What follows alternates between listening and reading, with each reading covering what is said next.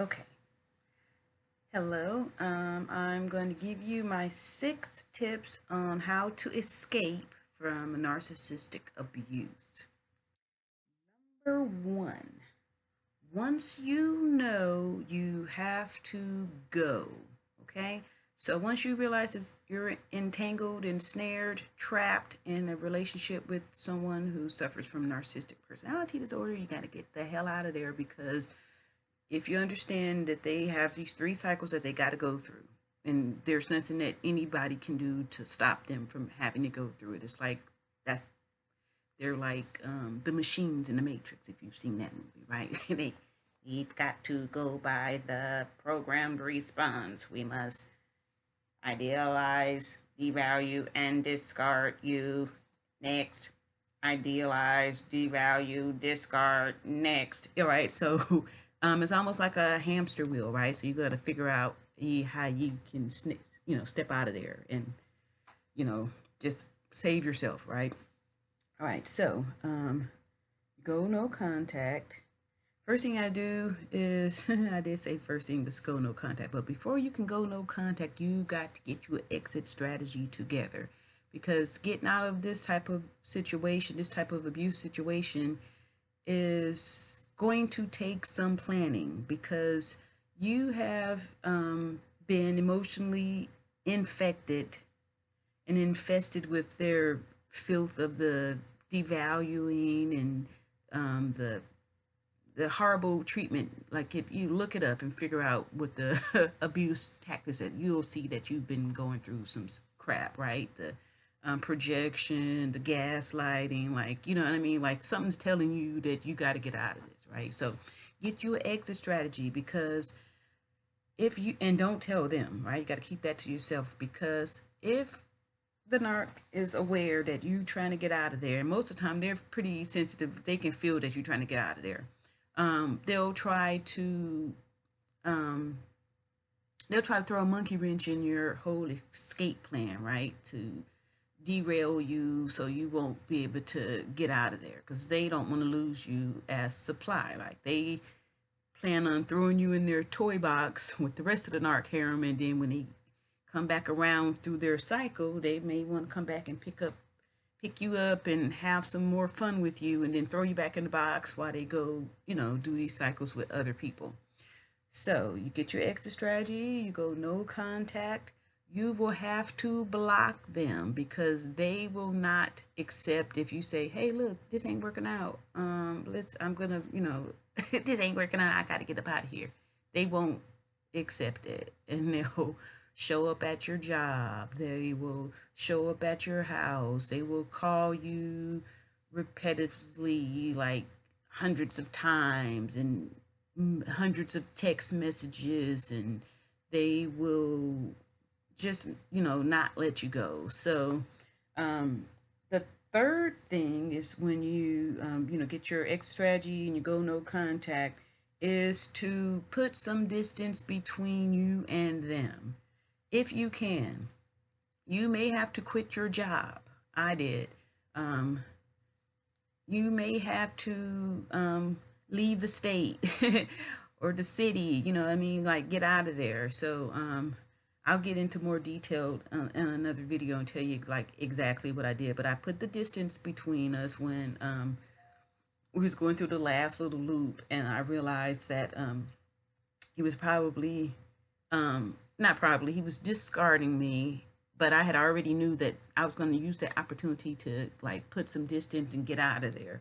So while he was feeling like he was punishing me with silent treatment, I was going no contact, and I wasn't talking or dealing with him.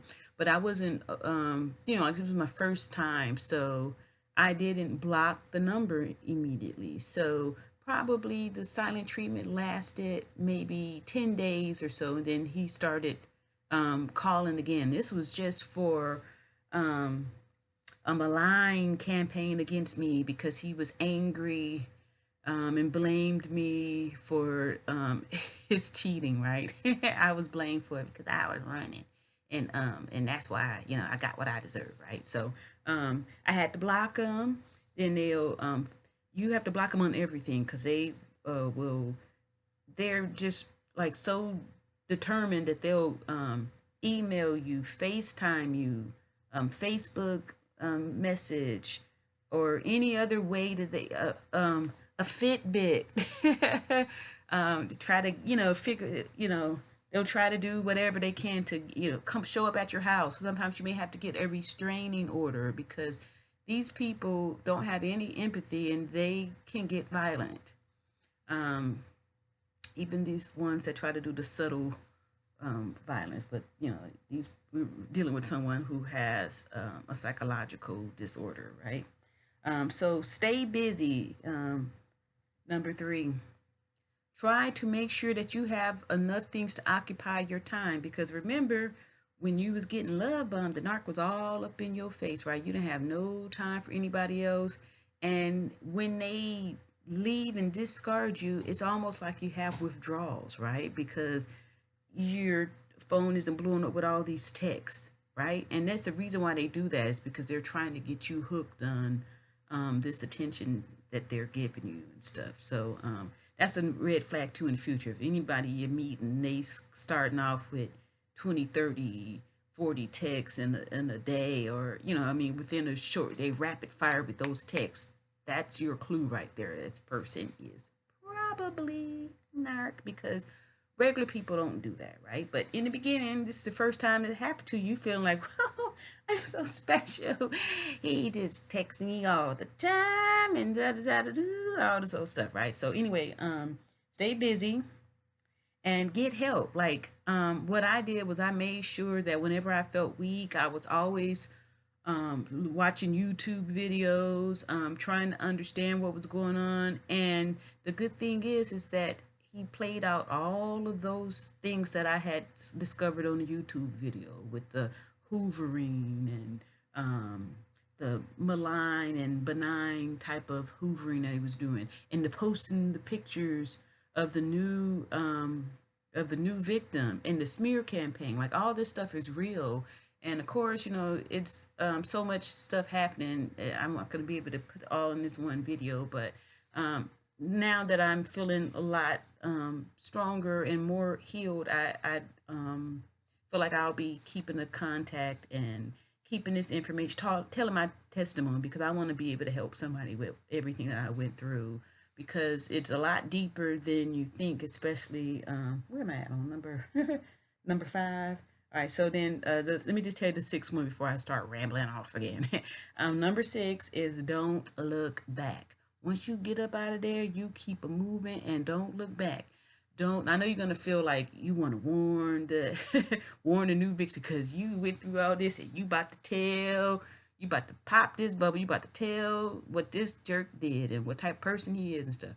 Don't do it, because I can guarantee you that the narc has already done a smear campaign on you and told about how you just jealous and you still want them and all that stuff. So they're actually doing this part of the triangulation, and I want to talk about that in another video too.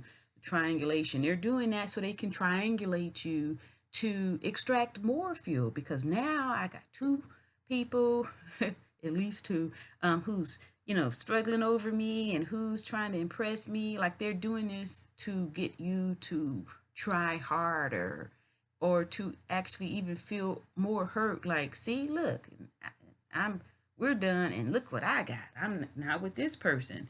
And I don't care who you are, like, that is still very painful. Even if like, I knew I was prepared for this person to do this type of stuff. So it was like a little bit funny, but still, in the beginning, I didn't even want to look and see, because I was just like, it was embarrassing, because I felt like, how could I have been so stupid to get entangled with this crap? Like, I knew this person was not good from the beginning.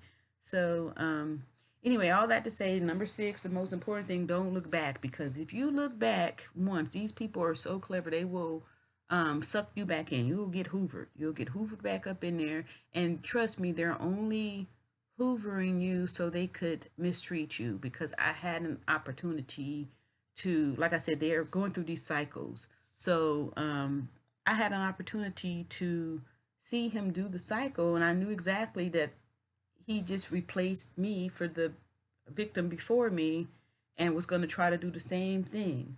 But because I was aware and I was actively trying to get out of this, I didn't get caught up in that whole thing. So anyway, I hope this helps out, and I'll be putting out more videos. But anyway, try to stay strong and keep focused, keep studying, keep learning, keep trying to understand this so you can get out, because you deserve to be treated like a real person, and you're never going to get that from someone who suffers from narcissistic personality disorder. You are loved, you are special, you are wonderful, and you deserve to have a good life. All right, talk to you soon.